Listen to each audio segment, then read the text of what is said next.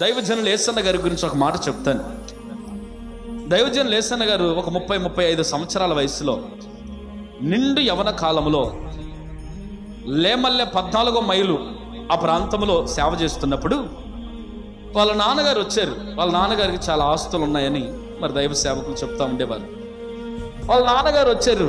వచ్చి, యేసన్నా నీకేంట్రా, నీకేం తక్కువైందని నువ్వు ఇలా ఒంటరిగా బ్రతుకుతా ఉన్నావు, నా మాటిని రాయ్యా, ఇంటికి వెళ్దాం, నేను నీకు పెళ్లి చేస్తాను, నీకున్న అందం చందం చాలా గొప్పది, నువ్వు ఆజానుబాహుడివిరా బాబు, ఇంటికి రా, ఒకటి కాకపోతే 2 పెళ్ళిళ్ళు చేస్తాను నీకు అని అన్నాడట.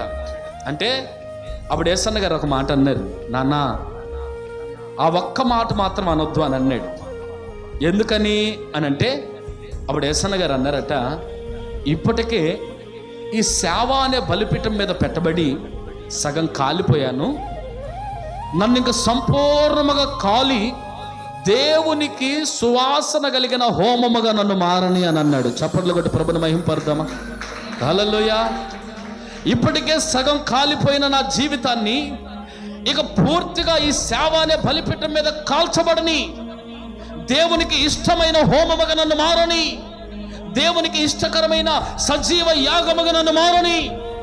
వాళ్ళ నాన్న అంటున్నాడంట, శరీరాశ లేదా, నేత్రాశ లేదా, జీవపు డమ్మము లేదా అంటే నాకు ఏ ఆశ లేదు, ఒకటే ఆశ, నా యేసయ్యతో 1000 ఏండ్ల పరిపాలన నేను ఉండాలని. హల్లెలూయా. ఆ పరిశుద్ధుల యొక్క సహవాసములో నేను ఉండాలని, ఆ పరలోకపు 12 గుమ్మముల మధ్యలో, ఆ పరలోకపు నివాసములో 24 పెద్దల మధ్యలో, 1000 దూతల స్తుతి గానముల మధ్యలో నా ప్రభువైన నా ప్రియుడైన దేవదేవుని నేను స్తుతించాలని ఆశ నాకు ఉంది.